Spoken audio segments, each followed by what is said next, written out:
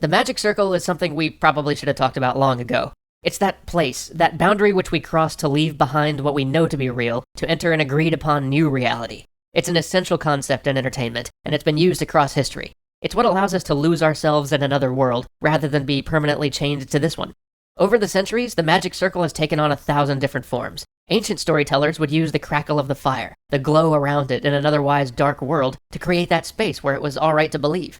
Ancient tragedians would use their ritual masks. Priests would create chapels such that when you crossed their threshold, you were no longer in your world but in theirs. Theaters pull back the curtain to signal to you that the compact has been entered, that it's okay for you to believe what plays out before you.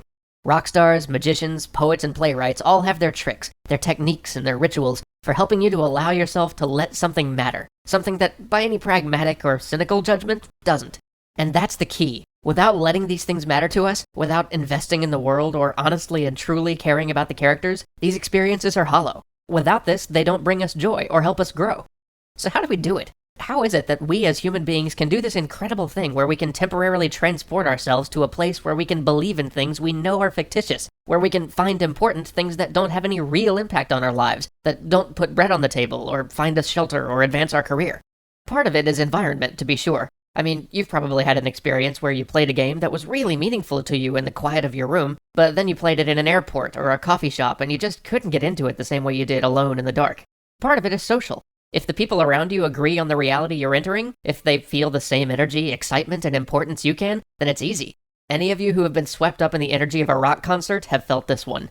It's also easy if you can be alone, a society of one, wanting to have this experience, creating your own magic circle, however you do. But there's another part, beyond all that. I'm sure you've had works that you experienced in the right setting, in the right society, that you simply couldn't get into, couldn't let go of the everyday world.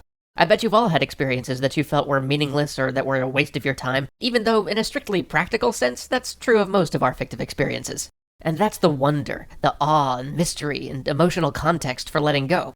Way back, we talked about how to deliver on an intro to engage the player. Today, we want to talk about how to help them across that magic circle, how to help them abandon the idea that what you're doing is silly or inconsequential, and to help them simply live in the experience you create. So how do we let ourselves be immersed in an experience on a screen? How can we, as designers, invite someone into the magic circle? First, we have to get out of the banal. We have to get out of the everyday and the routine. Usually, we do this through a combination of audio, visuals, and a sense of curiosity. First, in terms of audio, music can do a lot to let you know that it's okay to feel.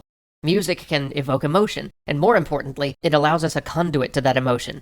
In today's society, high value is placed on maintaining an emotional baseline. A lot of us spend so many of our hours within a relatively small emotional band, and when we fall outside of that, when we experience things deeply, it's often seen as awkward, improper, or unseemly by our society. Music allows us to transcend that. Music unlocks the floodgates. If you've ever been moved by the tender, sad sound of the Final Fantasy theme, or even stirred by the Halo music, you know the feeling.